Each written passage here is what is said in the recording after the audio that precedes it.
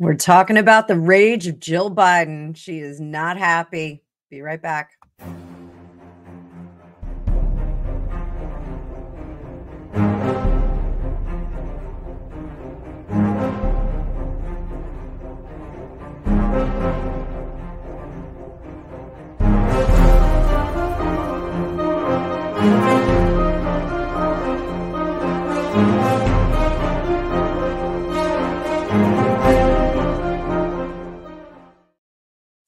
So we all know Joe stepped down from the 2024 presidential race. Jill wrote, I guess it's a thank you note. To those who never wavered, to those who refused to doubt, to those who always believed, my heart is full of gratitude. I'm doing my best, Joe Biden. Thank you for the trust that you put in Joe. Now it's time to put that trust in Kamala. Love, Jill. So, reading between those lines, to those who never wavered, to those who refused to doubt, to those who always believed, my heart is full of gratitude. Let's see what her guts are full of. So, welcome to Fortune Cookies Tarot. I'm Annabelle. I'm a tarot practitioner for over 35 years. And in this video, we're going to pull some tarot cards on Jill Biden. I'm sure she's not happy that she's got to pack up her stuff and get out of the White House. Who would be happy about packing? But let's pull up that card view. I hope you are all having a fantastic day. I am having a little bit of an ouchy day due to physical therapy. So I'll be doing that for the next few weeks. Let's pull this up here. If you're asking why I'm in physical therapy, it's because I was a gymnast 40 years ago. And it's catching up with me. I've got some bone on bone in my spine. I've got some bone on bone in the bottom of my spine, and I'm in pain. So, but you know, this is part of life. This is part of life. I always knew I had arthritis in my back and shoulders and my neck. So let's see how Jill Biden's feeling. We're going to get a nice overview with regular Rider-Waite Tarot. Let's go, Tarot fam. First card, Temperance. She is holding her tongue. She is trying to stay moderate on this one. She does not want to blast anybody. Honestly, what is holding her in place is this positivity. So, you know, she's being very positive. She's trying to find the sunny side of the street, or the yellow brick road, if you will. But under the surface, deep down in those guts, we are not happy.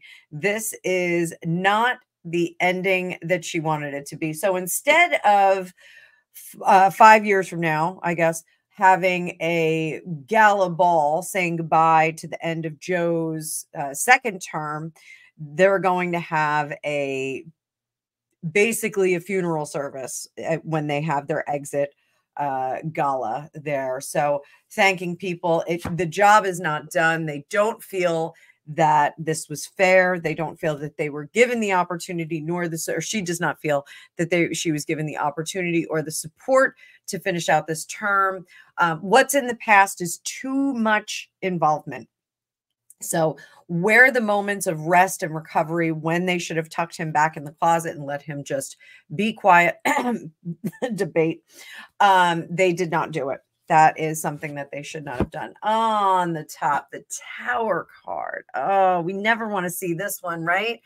She really wants to. So, you know, one of the things when the Clintons left the White House, apparently somebody took all the W's out of the keyboard. Somebody pried all the W's out because George W. Bush was coming in. This is the Tower card. She wants to really go out with a bang. She wants to make her feelings be known. And the Star card, in the future. The future is uncharted, unplanned, unready to go, which would make sense because they really were expecting to have a second term in office.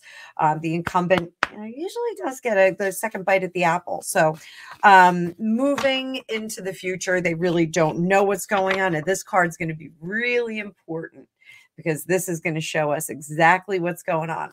This card tells us where her head is at. This tells what she's presenting. She's having a measured approach. She's trying to be as bright and sunny as possible. Underneath the surface shadow self, she is angry and not happy about it. This is going to tell us what she is. Not working at a solution. So not trying to buck the ship. She's not fighting this anymore. That Eight of Pentacles, we are not going to fight this anymore. We're going to let it go. We're going to let this go where it is. How do others see her? Bum, ba-dum, bum.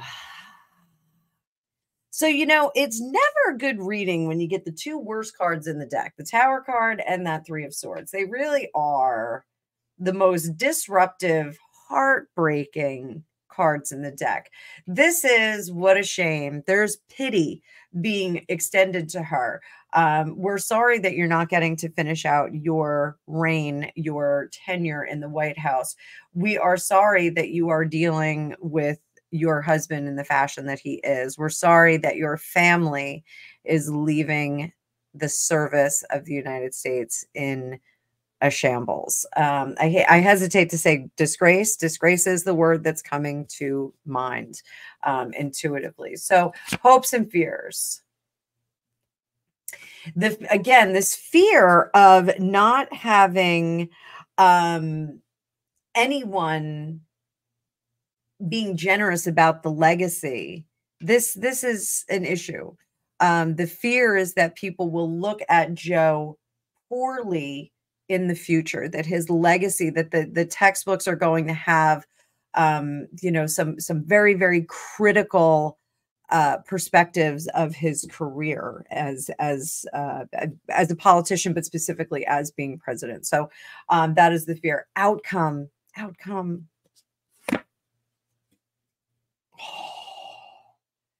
We are going to see a woman. And I do believe this is after Joe is gone. She is going to let the tiger out of the cage. I think she's really going to let us know what she thinks of the people that did not support her. She won't have anything to lose at that point. She'll be a free agent. She won't have Joe throwing a muzzle on her. Let me grab some iced tea. Oh my God, it actually hurts to pick that up.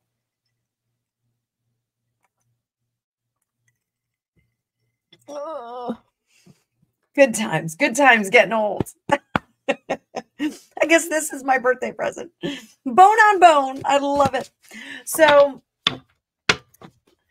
being someone who's like fairly well tattooed, like I should be enjoying this, but I'm not.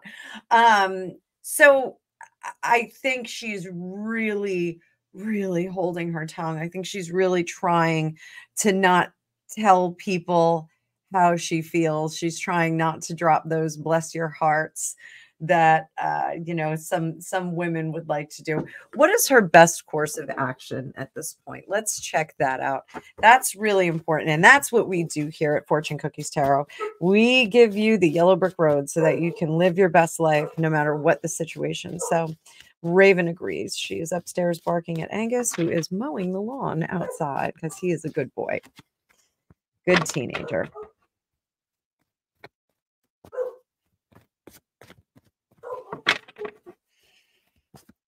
Best course of actions. What should Jill do? What should Jill do?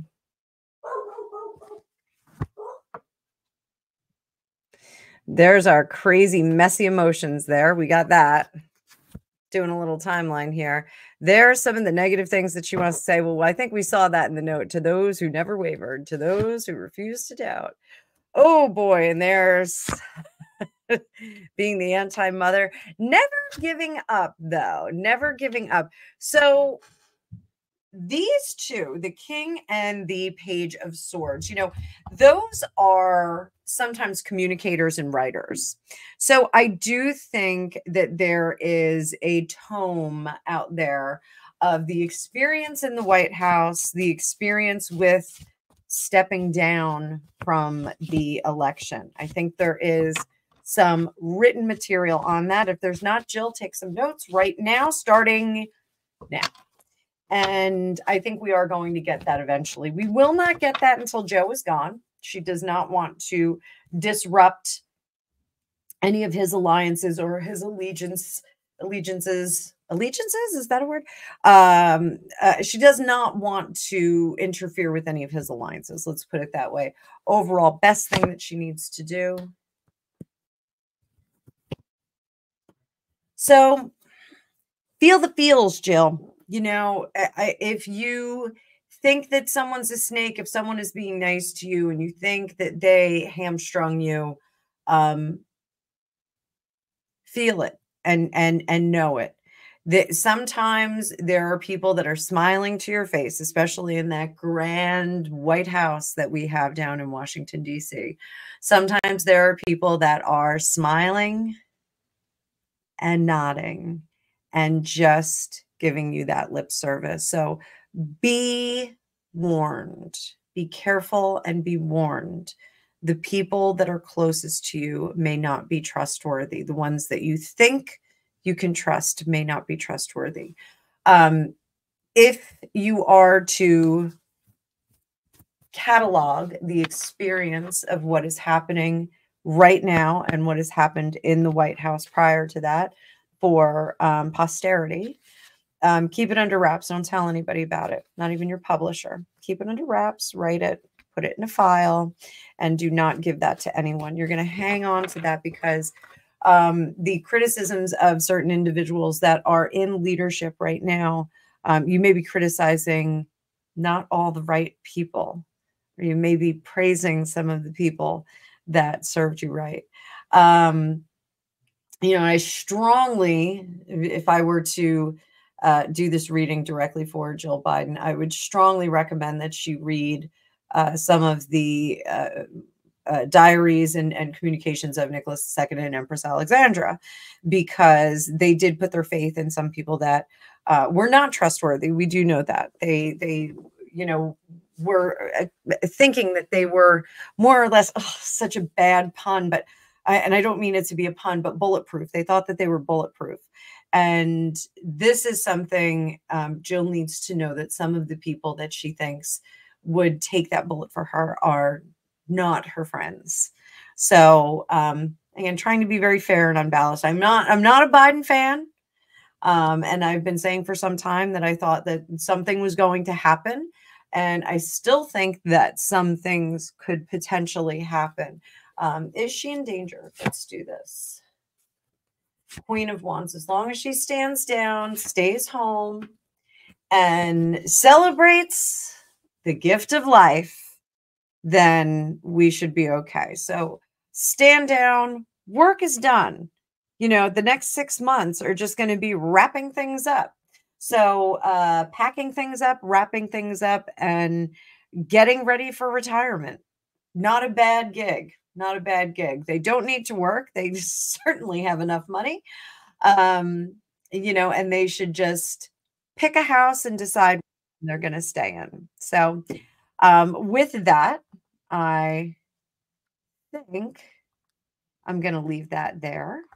And thank you for watching this video. Let me know what you think down below. Give me your insights on Jill Biden and what you think was going on with her. So many people now are saying that she was the a puppet master or a handler or something of that sort. You know, I think as a married couple, they were probably making decisions together. And I think, you know, maybe she was helping a little bit, you know, who was that? Eleanor Roosevelt? Eleanor Roosevelt? Anyone?